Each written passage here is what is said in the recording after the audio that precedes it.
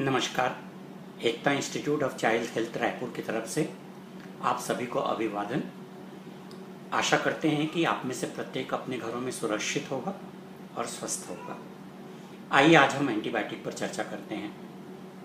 सबसे पहले मैं अपने समस्त सहयोगियों और साथियों का धन्यवाद करना चाहूँगा जिन्होंने मेरे आग्रह पर इससे संबंधित प्रश्न मुझे लिख भेजे और वही प्रश्न आज हमारी इस चर्चा का आधार भी बने हैं।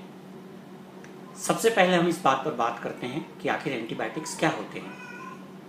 एंटीबायोटिक्स वे दवाएं हैं जिनका उपयोग हम बैक्टीरिया से होने वाले संक्रमण के खिलाफ मरीजों में करते हैं। ये दवाएं बैक्टीरिया को मारती हैं और मरीज को आराम पहुंचाने का काम करती हैं। ये दवाएं केवल बैक्टीरिया के खिलाफ काम करती हैं और वायरस के खिलाफ काम नहीं करती हैं। यह एक बहुत महत्वपूर्ण जानकारी है जिसके बारे में हर किसी को ध्यान रखना चाहिए। सही मायने में देखा जाए तो एंटीबायोटिक्स वो दवाएं हैं जो जीवाणुओं द्वारा पैदा होती हैं और जीवाणुओं के खिलाफ ही काम करती हैं। सन 1928 में सबसे पहले पेनिसिलिन की जब खोज हुई थी तो अलेक्जेंडर फ्लेमिंग अपने प्रयोगशाला में काम कर रहे थे। उन्होंने एक प्लेट पर बैक्टीरिया का कल्चर लगाया था और उनकी ये प्लेट एक फफूंद यानी फंगस से प्रदूषित हो गई थी। उस फंगस का नाम था पेनिसिलियम और उन्होंने पाया इस फफूंद के कारण उनकी प्लेट में विकसित हो रहे बैक्टीरिया की ग्रोथ रुक गई थी। यहीं से पेनिसिलिन का प्रादुर्भाव हुआ था। आप में से बहुत सारे लोग एक दूसरी तरह की दवाओं से भी अवगत हैं जो भी जीवाणुओं के खिलाफ काम करती हैं। उन्हें हम सल्फोनामाइड्स कहते हैं। ये दवाएं सिंथेटिक दवाएं हैं तो इन्हें हम एंटीबायोटिक्स न कहकर एंटीबैक्टीरियल या एंटीमाइक्रोबियल दवाएं कहते हैं। पर हमारी इस अनौपचारिक चर्चा के लिए हम इन दोनों श्रेणियों की दवाइयों को एक ही समूह में रखकर इसके बारे में चर्चा करेंगे। हमारे बहुत से साथियों ने ये पूछा है कि क्या एंटीबायोटिक की दवाइयाँ संक्रमण के अलावा भी बहुत सारे और अन्य कारणों में उपयोग में लाई जा सकती है। तो मेरा इसका बहुत स्पष्ट और सुनिश्चित जवाब है नहीं। एंटीबायोटिक की दवाएं केवल और केवल बैक्टीरिया के खिलाफ काम करती हैं, वायरस के खिलाफ काम नहीं करती हैं। आप में से बहुत सारे लोगों के मन में यह प्रश्न भी आता होगा कि कैसे हम पता करें कि ये जो हमें संक्रमण है वो बैक्टीरियल है या वायरल है।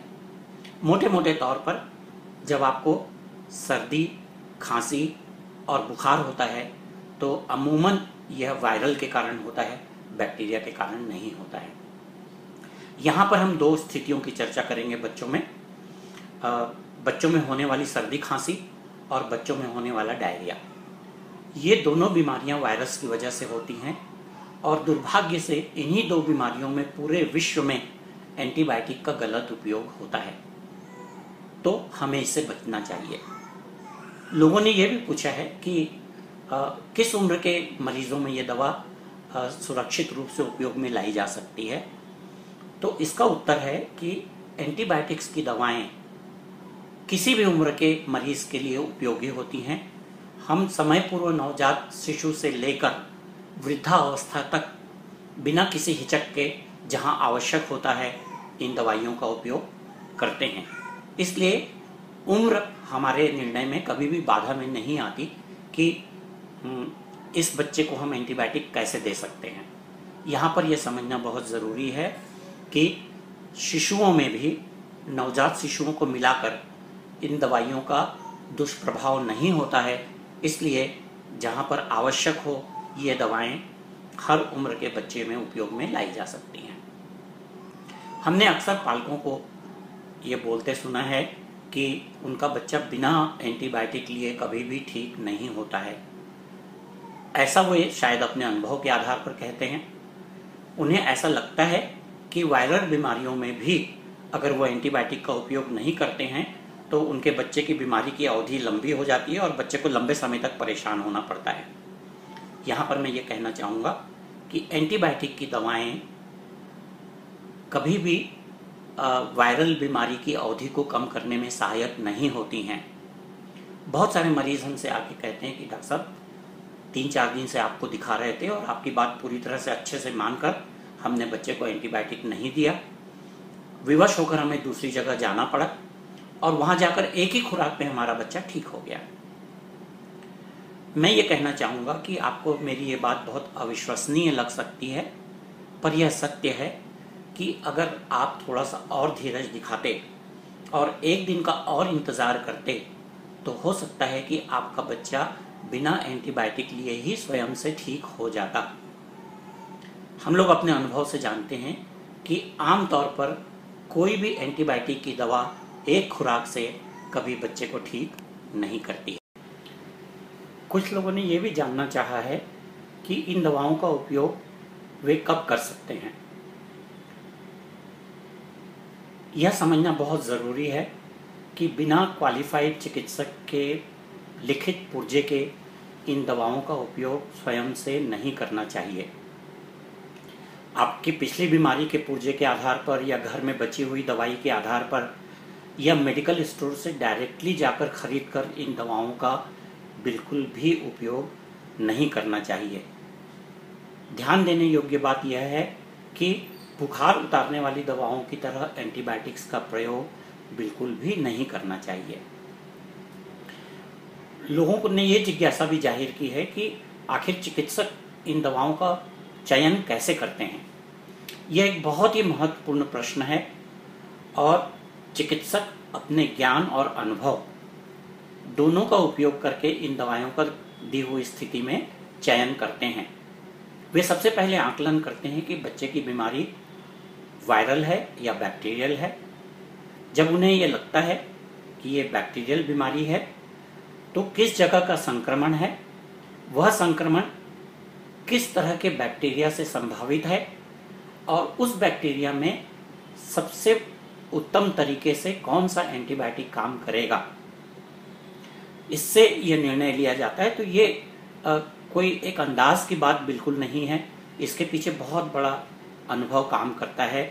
अगर मुझे लगता है कि इस बच्चे को छाती में निमोनिया है और ये निमोनिया बैक्टीरिया से है, तो मुझे पता है कि अलग अलग उम्र के बच्चों में कौन सा बैक्टीरिया सबसे ज़्यादा संभावित है और उस बैक्टीरिया के खिलाफ कौन सी दवा सबसे ज़्यादा कारगर होगी।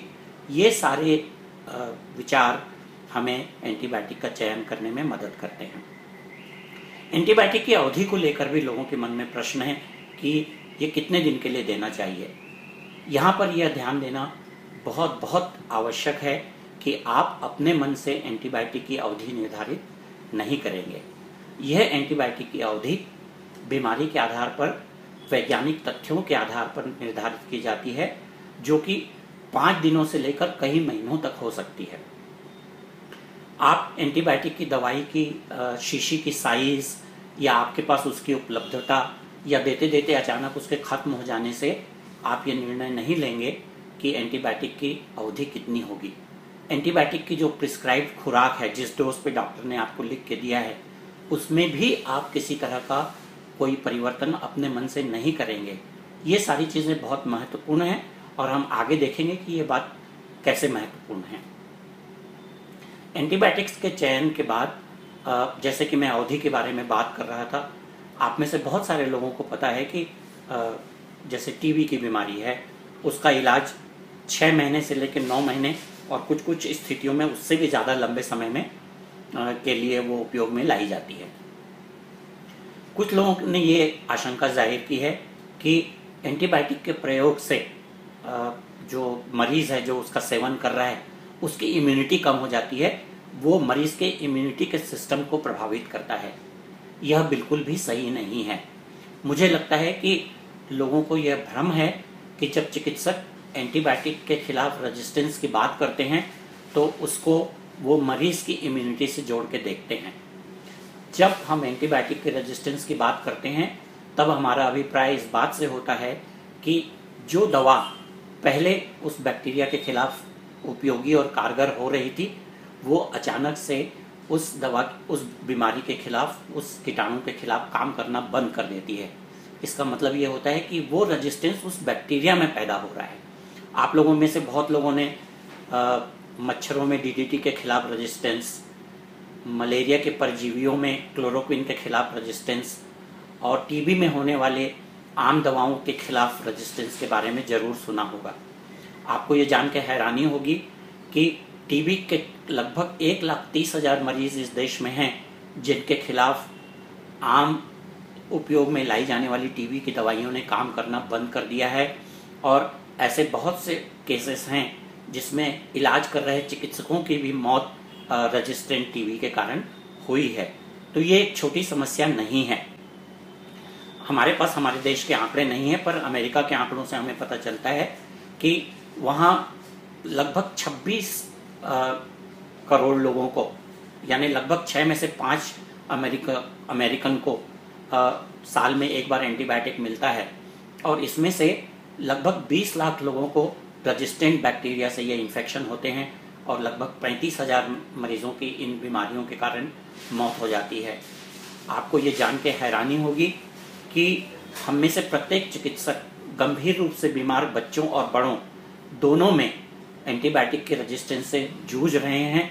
और हमारे आईसीयूज में और नर्सरी में भर्ती होने वाले गंभीर बीमार बच्चों के और बड़ों के खिलाफ कई बार हम ऐसी स्थिति में पहुंच जाते हैं जहां हमारे पास कोई एंटीबायोटिक उनके इलाज के लिए उपलब्ध नहीं होता है। हम जानते हैं कि कौन सा बैक्टीरिया है, लेकिन जब हम उसका कल्चर भेजते हैं और वो कल्चर की रिपोर्ट आती है तो हमें पता चलता है कि उपलब्ध कोई भी एंटीबायोटिक उनके बैक्टीरिया के खिलाफ कारगर नहीं रह गया है। यहाँ पर यह समझना बहुत ज़रूरी है कि हमें एंटीबायोटिक बहुत सहज ढंग से उपलब्ध नहीं होते हैं। एक नए एंटीबायोटिक को विकसित करने में लगभग 10 साल का समय और $1 मिलियन का खर्च अमूमन आता है। तो आप सोच सकते हैं कि नए एंटीबायोटिक की उपलब्धता कितनी कठिन है। विश्व स्वास्थ्य संगठन हमें बार बार आगाह करता है कि अगर यही स्थिति चालू रही, बरकरार रही, तो बहुत शीघ्र ही हम एंटीबायोटिक्स की खोज के पहले के कालखंड में पहुंच जाएंगे जहां बैक्टीरिया होंगे पर हमारे पास इलाज के लिए कोई दवाई उनके खिलाफ नहीं होगी। तो हम क्या कर सकते हैं इस भयावह स्थिति से बचने के लिए? हम क्या कर सकते हैं? मैं सबसे पहले कहूँगा कि आप बिना क्वालिफाइड डॉक्टर के प्रिस्क्रिप्शन के इन दवाओं का उपयोग न करें। ये बहुत अच्छे से समझें कि वायरस के खिलाफ एंटीबायोटिक काम नहीं करते हैं, वे सिर्फ बैक्टीरिया के खिलाफ करते हैं। कौन सा बैक्टीरिया संभावित है और उसमें कौन सा एंटीबायोटिक सबसे उपयुक्त होगा, यह निर्णय अपने चिकित्सक पर छोड़ दें। एंटीबायोटिक की सुझाई गई खुराक और उसकी अवधि से किसी तरह की छेड़छाड़ न करें। जब आपका डॉक्टर एंटीबायोटिक लिखता है या नहीं लिखता है, दोनों स्थितियों में उससे प्रश्न करें, चर्चा करें, निर्णय में सहभागी बने। केवल अपने पड़ोसियों के या दवाई दुकान वाले के कहने से एंटीबायोटिक का उपयोग न करें। तो हम यही कहेंगे कि एंटीबायोटिक एक बहुत महत्वपूर्ण कारगर हथियार है। उसके विवेकहीन उपयोग से हम उसकी धार को कुंद कर रहे हैं। धन्यवाद।